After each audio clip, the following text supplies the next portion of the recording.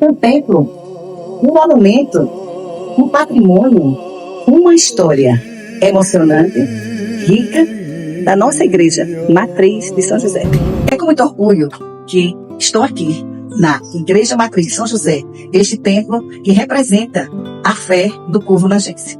E deixar para vocês um pouco dessa história incrível, apaixonante, da construção da Igreja Matriz de São José.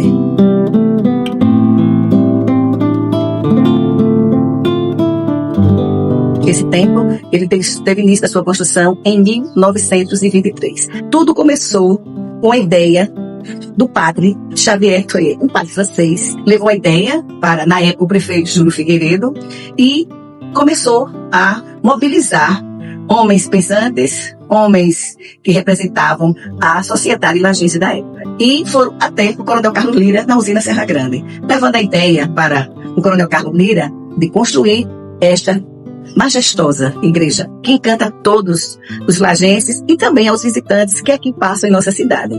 A construção, ela teve várias etapas.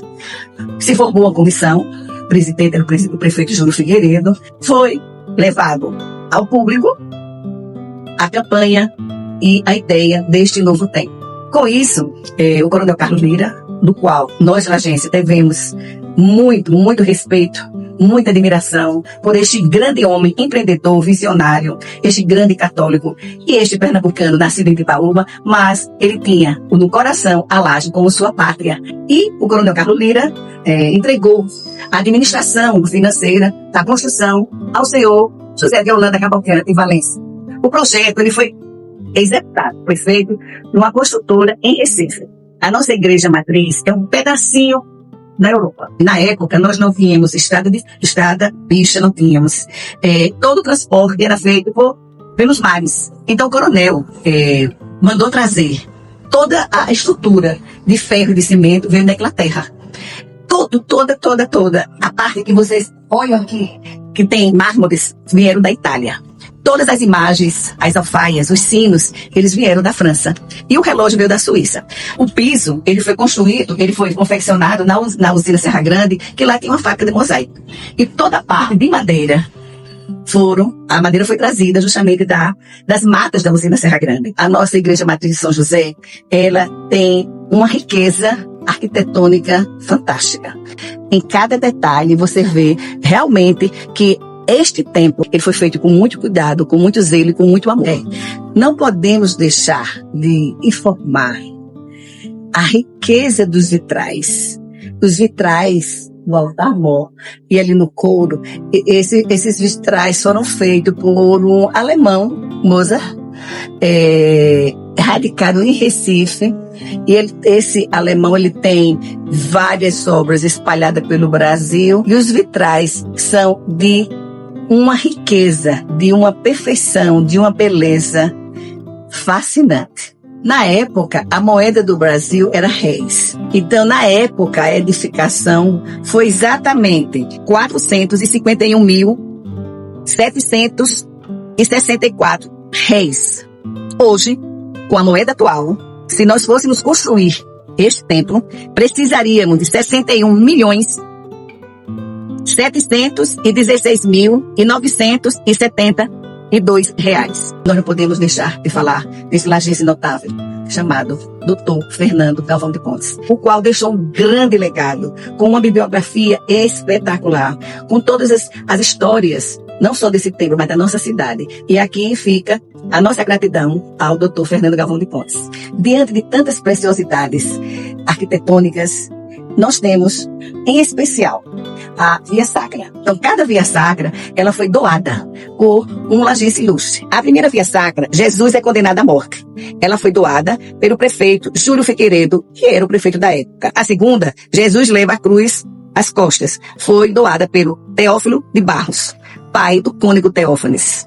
A terceira Via Sacra, Jesus cai pela primeira vez. Foi doada pelo Pedro Batista, um grande comerciante da época. A quarta Via Sacra, Jesus encontra a sua aflita mãe. Foi doada pelo Avelino Silva, que também na época chegou a ser intendente de São José da Laje. A quinta Via Sacra, Cirineu ajuda Jesus a levar a cruz. Ela foi doada pelo vicário, padre Xavier Thoët.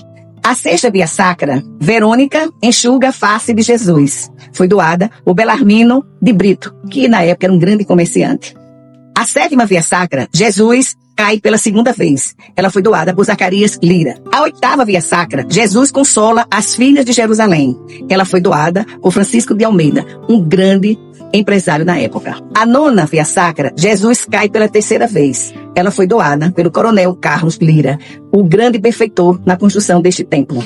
A décima via sacra, Jesus é despojado de suas vestes. Ela foi doada por Francisco Alves Lira. A 11ª via sacra, Jesus é pregado na cruz por Cirilo Pinto Coelho, também na época foi intendente de São José da Laje. A 12ª via sacra, Jesus morre na cruz.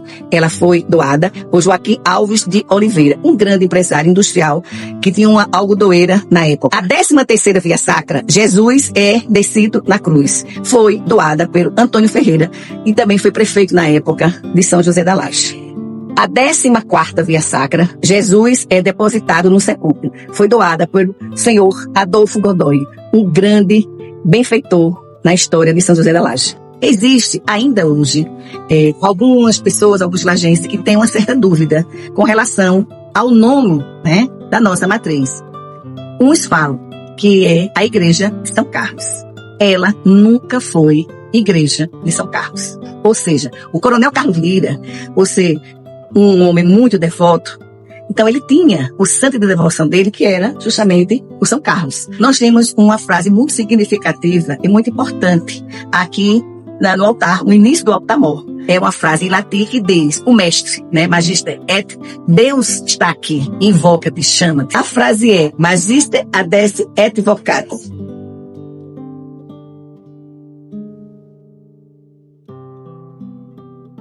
Estamos aqui diante de uma raridade. Não é só em São José da Laje, não. É uma preciosidade no Brasil.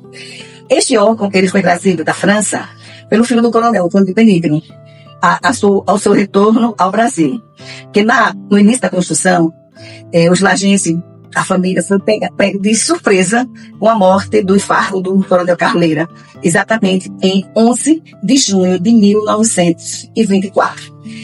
O coronel Carlos não teve o privilégio de ver essa obra magnífica que ele deixou esse patrimônio para a nossa cidade. Então, com a volta do coronel Benigno, ele trouxe esse órgão. Este órgão, ele é de origem francesa e eu tenho uma história para contar. Rito Cecílio, um alagoano que teve uma vida longa na Europa, ele é um organista, pianista e compositor brasileiro, conhecido por sua pesquisa sobre a música e os instrumentos musicais no Brasil. Ele, ao retornar para o Brasil, ele fez uma sua tese de doutorado, cujo título, Órgãos de Tubos, Organistas e Organeiro, um tratado de sua história no Brasil colonial e imperial. Vale salientar que, pelo roteiro da sua tese de doutorado, São José da Laje não estava. Ele escolheu Maceió, Penedo e Marechal Deodoro. Porém, ele não encontrou nada assim, de muita relevância para a tese de doutorado. Ele foi indicado para vir conhecer um órgão aqui em São José da Laje. E palavras do Rendo. Quando ele viu este órgão, ele simplesmente desmontou. E este órgão passou a ser uma das referências importantes da tese de doutorado. Ele colocou como título um órgão raro em São José da Laje. Ele foi lá na Arquidiocese de Maceió para dar embasamento à sua tese e ele descobriu que não existe nenhum outro registro deste órgão no Brasil. Provavelmente, este órgão é o único exemplar no Brasil. Um dado também muito importante aqui para o nosso tempo da igreja, né, de São José, a de São José, é que nós sediamos um congresso eucarístico em 1956. Este congresso foi realizado de 15 a 19 de março de 1956. Durante a realização do congresso eucarístico, foi criado um hino para o evento. Este hino, ele foi a letra do reverendo Padre Alberto Azevedo. Daí vem a origem do nome Princesa das Fronteiras. E esse título de Princesa das Fronteiras é um título apaixonante que todo lajense ecoa nas suas poesias, ecoa na música, ecoa no peito, com um amor incondicional por essa terra, Princesa das Fronteiras. Eu tenho muito orgulho de dizer que estamos retomando um grande projeto com José Maria de Matos e todos vocês, lajenses, convocando para que a gente possa restaurar esse ó. Vamos iniciar uma campanha junto com o padre e junto com a arquidiocese, com a autorização deles, para podermos trazer de volta a sonoridade deste órgão em nossas missas. E para finalizar esse documentário, eu gostaria de fazer um registro de gratidão ao Coronel Carlos Pereira Menino Lira e toda a sua família, a todos os lajenses que contribuíram, que participaram da comissão, a todos por esse grande e precioso acervo histórico, este patrimônio rico que muito nos orgulha e que muito nos deixa até emocionado em saber que neste tempo existe uma história linda, emocionante e uma história onde representa a fé incondicional deste povo guerreiro, deste povo aguerrido da minha, da sua, da nossa amada São José da Laje.